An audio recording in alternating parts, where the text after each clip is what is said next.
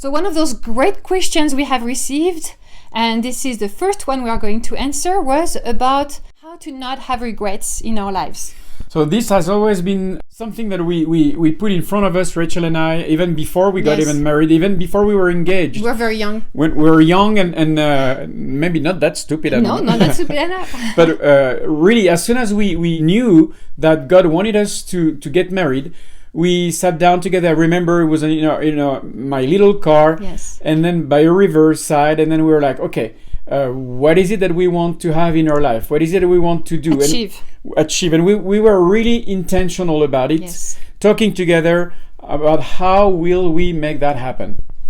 So knowing where we are going is part of not having regrets. Yes. It's also a choice to say, hey, let's be intentional and not mess up the end of our life. We've never met someone at the end of their life saying like, hey, I've not spent enough time writing reports or something like this.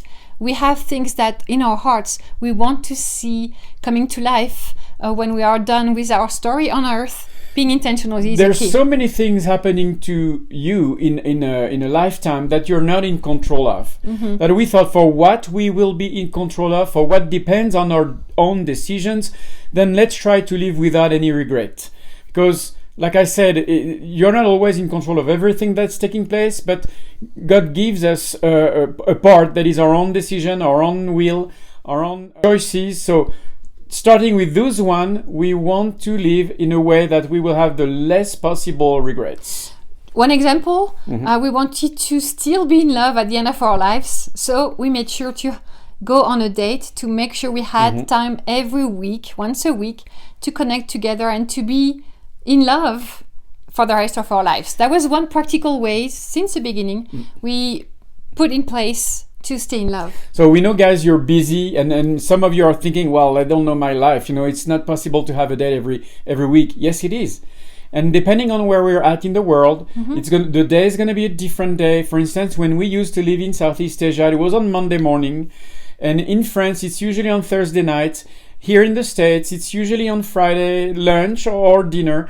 But we never have 1 week, as much as I can remember, with the exception of some of our sons' weddings, because we were really busy and we were all together anyways.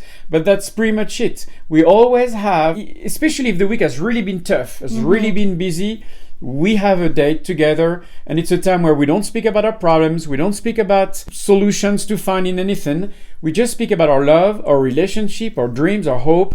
We don't bring the cell phone with us, at least it's on silence, But then this is a time dedicated only to the two of us. So if you know us a little bit, you know that this is something that we practice. Yes. Being intentional, we wanted to stay in love. So what is your recommendation, your trick, the things you have put in place to be intentionally in your life? Email us back, let us know. I'm sure you have great ideas and we can learn from each other.